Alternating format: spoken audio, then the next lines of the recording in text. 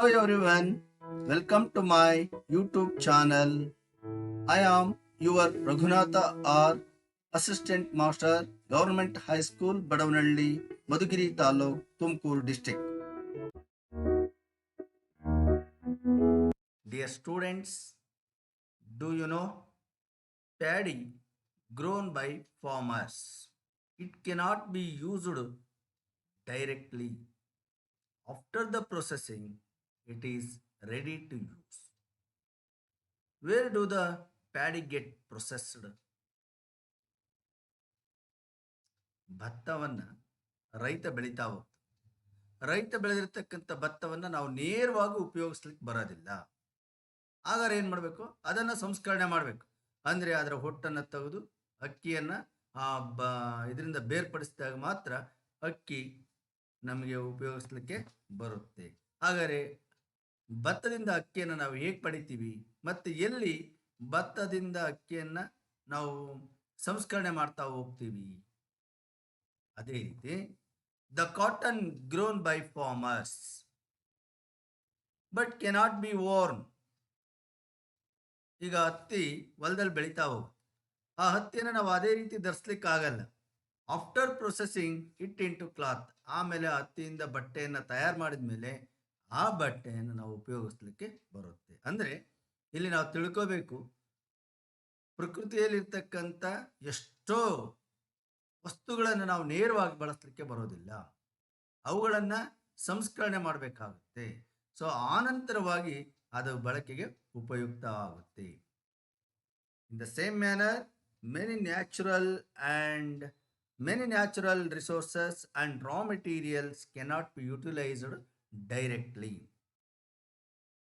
They have to be processed or refined. ಕೆಲವೊಂದಷ್ಟು ವಸ್ತುಗಳನ್ನು ನಾವು ನೇರವಾಗಿ ಬಳಕೆ ಮಾಡಲಿಕ್ಕೆ ಆಗೋದಿಲ್ಲ, ಅವುಗಳನ್ನು ನಾವು ಸಂಸ್ಕರಣೆ ಮಾಡಬೇಕಾಗುತ್ತೆ. ಆ ಒಂದು ಸಂಸ್ಕರಣೆ ಮಾಡ್ತಕ್ಕಂಥದ್ದು ಎಲ್ಲಿ, ಹೇಗೆ ಮತ್ತು ಅದನ್ನೇನಂತ ಕರೀತಾರೆ, ಇಷ್ಟೆಲ್ಲವನ್ನು ನಾವು ಇವತ್ತಿನ ದಿವಸ ಅಧ್ಯಯನ ಮಾಡಬೇಕಾಗುತ್ತೆ. So today we are going to discuss about Indian industries, chapter 10 in the Indian geography of class 10th. In this chapter, we are going to discuss or we are going to learn about meaning and importance of industries, localization of industries, major industrial regions in India, among them iron and steel industry, aluminum industry, cotton textile industries, sugar industry, paper industry, and knowledge-based industries.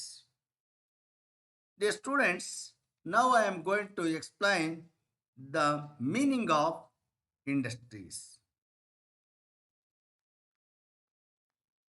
I already told many natural resources and raw material cannot be utilized directly. They need some processing or refining. For example, conversion of sugarcane into sugar, iron ore into steel, cotton into cloth, wood pulp into paper. These are the some example. So and so ಬೇಕಾದಷ್ಟು ಇದ್ರ ಬಗ್ಗೆ ನಾವು ಉದಾಹರಣೆಯನ್ನು ಕೊಡ್ತಾ ಹೋಗ್ಬೋದು.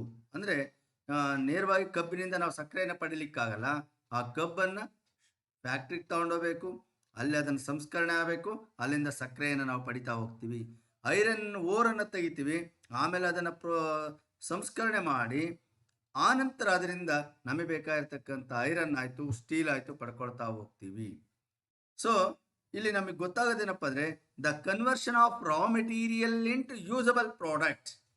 The conversion of raw material into usable products is known as industries or manufacturing industries. The meaning of industries, what is the meaning of industries ಅಂತಂದರೆ the conversion of raw materials into usable products is known as manufacturing industries or industries. ಕಚ್ಚಾ ವಸ್ತುಗಳನ್ನು ಸಿದ್ಧ ವಸ್ತುಗಳನ್ನಾಗಿ ತಯಾರಿಸ್ತಕ್ಕಂಥದ್ದನ್ನೇ ನಾವು ಕೈಗಾರಿಕೆ ಅಂತ ಹೇಳ್ಬಿಟ್ಟು ಕರಿತೀವಿ, ಅಥವಾ ತಯಾರಿಕಾ ಕೈಗಾರಿಕೆಗಳು ಅಥವಾ ತಯಾರಿಕಾ ಕೈಗಾರಿಕೆ ಅಂತ ಹೇಳ್ಬಿಟ್ಟು ಕರಿತೀವಿ. Dear students, do you know what are the importance of industries? Yes, industries play an important role, or they assume the significant role in the development of the country. They are vital for economic progress. They boost the economic progress of the country. Development of industries reduce the reliance on primary products. Reliance means dependence ಅಂತ, ಅವಲಂಬನೆ. Primary products ಮೇಲೆ, ಪ್ರಾಥಮಿಕವಾಗಿರ್ತಕ್ಕಂಥ ಉತ್ಪನ್ನಗಳ ಮೇಲೆ ಅವಲಂಬನೆಯನ್ನು ಇದು ಕಡಿಮೆ ಮಾಡುತ್ತೆ. ಅಂದರೆ ಕೈಗಾರಿಕೆಗಳ ಒಂದು ಅಭಿವೃದ್ಧಿ ದೇಶದ ಅಭಿವೃದ್ಧಿ ಅಂತ ಹೇಳ್ಬೋದು.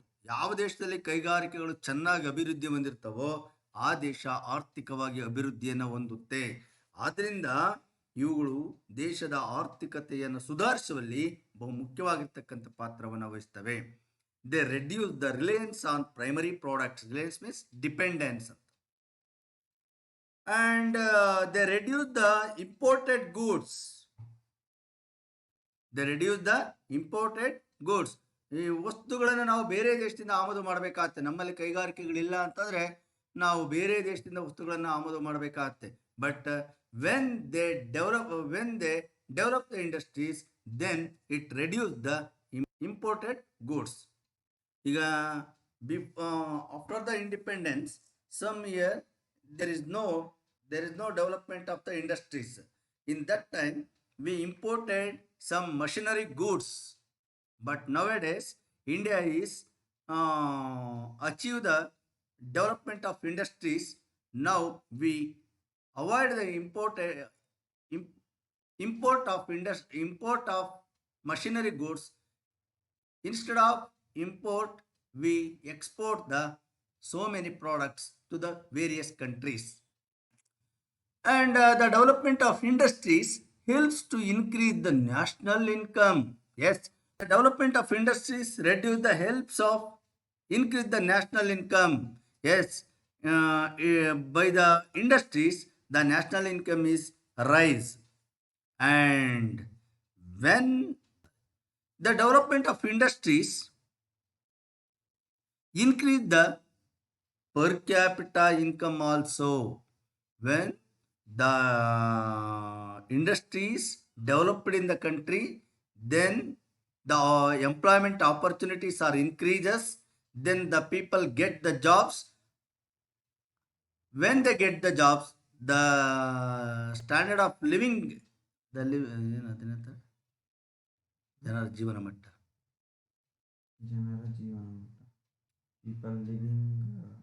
standard of living of the people also rises. Then per capita income also rises, and it also helps to earn foreign exchange. The industries create job opportunities and raise GDP and the living standard of the people. ಇದು ಉದ್ಯೋಗಾವಕಾಶಗಳನ್ನು ಸೃಷ್ಟಿ ಮಾಡುತ್ತೆ. ಇದರಿಂದ GDP ಜಾಸ್ತಿ ಆಗ್ತಾ ಹೋಗುತ್ತೆ. ಜನರ ಜೀವನ ಮಟ್ಟದಲ್ಲೂ ಬದಲಾವಣೆ ಆಗ್ತಾ ಹೋಗುತ್ತೆ. The industries help to reduce the pressure on agriculture because the people seek the job opportunities in industries. Pressure on agriculture reduced. Dear students, now I am going to explain the localization of industries. Dear students, do you know industries cannot be constructed wherever we want. Industries cannot be constructed wherever we want. ನಾವು ಎಲ್ಲಂದ್ರಲ್ಲೇ ನಮಗೆ ಇಲ್ಲಿ ಒಂದು industry ಮಾಡ್ತೀನಪ್ಪ ಅಂತಂದೇಳಿ ನಾವು ಇಂಡಸ್ಟ್ರಿನ ಎಲ್ಲಂದ್ರಲ್ಲೇ open ಮಾಡ್ಲಿಕ್ಕಾಗಲ್ಲ. It influenced by the some factors. ಆ ಒಂದು ಇಂಡಸ್ಟ್ರಿ ಆಗ್ಬೇಕಪ್ಪ ಅಂತಾರೆ ಅಲ್ಲಿ ಕೆಲವೊಂದಷ್ಟು ಅಂಶಗಳು ಪ್ರಭಾವವನ್ನು ಬೀರ್ತವೆ. ಸೊ ಹಾಗಾದ್ರೆ which factor influence on the localisation of industries? ಯಾವುದೇ ಒಂದು ಕಾರ್ಖಾನೆಯನ್ನು, ಕೈಗಾರಿಕೆಯನ್ನು ಓಪನ್ ಮಾಡಬೇಕಪ್ಪ ಅಂತಾರೆ ಕೆಲವೊಂದಷ್ಟು ಅಂಶಗಳು ಅದರ ಮೇಲೆ ಪ್ರಭಾವ ಬೀರ್ತವೆ. ಆ ಅಂಶಗಳು ಇದ್ದರೆ ಮಾತ್ರ ಅಲ್ಲಿ ಆ ಒಂದು ಇಂಡಸ್ಟ್ರಿಯನ್ನು ಓಪನ್ ಮಾಡಲಿಕ್ಕೆ ಸಾಧ್ಯ ಆಗುತ್ತೆ. ಉದಾಹರಣೆಗೆ ಈಗ ನಮ್ಮ ಭಾಗದಲ್ಲಿ ಬಂದ್ಬಿಟ್ಟು ಜೂಟ್ ಇಂಡಸ್ಟ್ರಿಯನ್ನು ನಾವು ಓಪನ್ ಮಾಡ್ತೀವಿ ಅಂತಂದರೆ ಅದು ಸಾಧ್ಯ ಇಲ್ಲ. ಯಾಕಂದರೆ here we are not growing jute, ನಾವಿಲ್ಲಿ ಸೆಣಬನ್ನು ಬೆಳೆಯೋದಿಲ್ಲ. ಅದೇ ರೀತಿ ಈಗ ನಮ್ಮ ಭಾಗದಲ್ಲಿ ಏನು ಹೂವು ಬೆಳಿತೀವಿ ಅಥವಾ ಶೇಂಗಾ ಬೆಳಿತೀವಿ, ಇದಕ್ಕೆ ಸಂಬಂಧಪಟ್ಟಂಥ ಇಂಡಸ್ಟ್ರಿಯನ್ನು ಮಾಡ್ತೀವಿ ಅಂತಂದರೆ possibilities are there.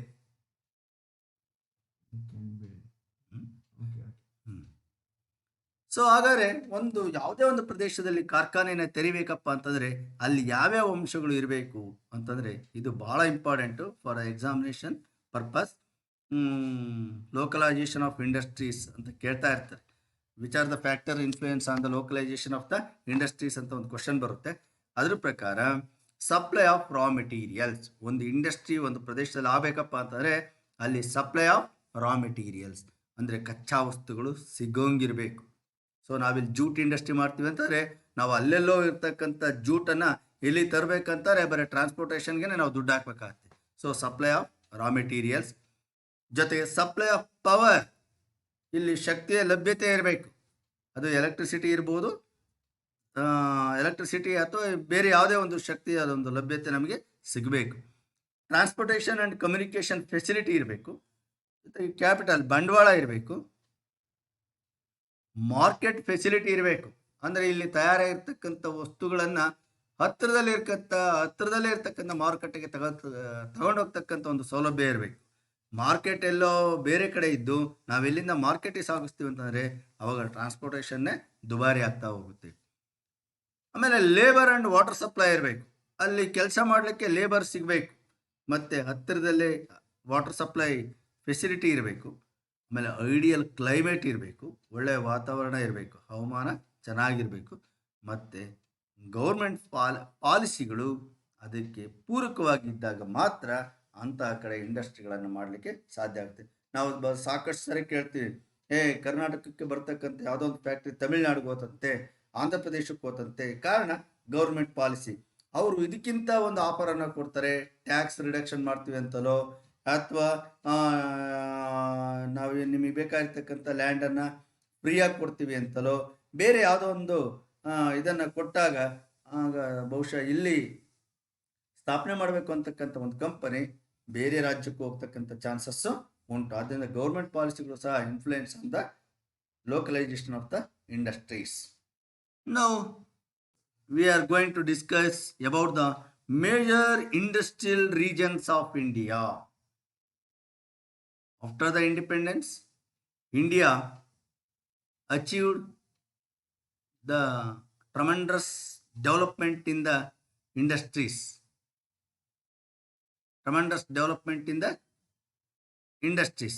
So in India, there are some major industrial regions.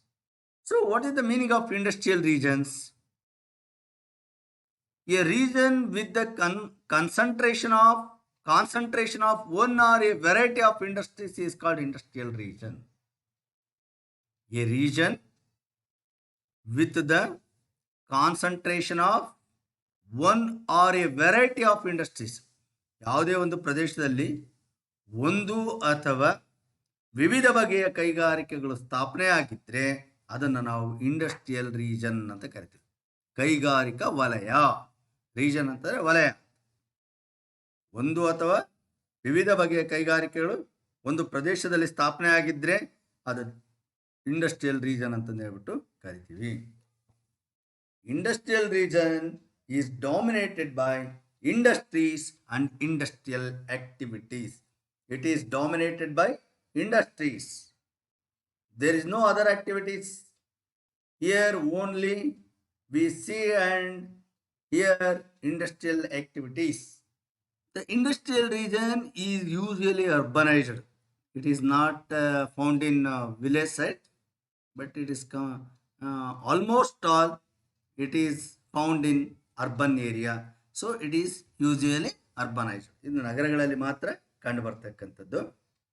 But nowadays the government has taken decision to decentralise the industrial area by the result of this decision, nowadays the industries established in some rural areas also. Industrial regions located in areas where ideal factors for the location are found. I already told that the localization of industries where the facilities available in the area, in where the facilities are available in that area, the industries are established. So the localization of industries very influenced on the establishment of the industries. So which are the major industrial regions in India?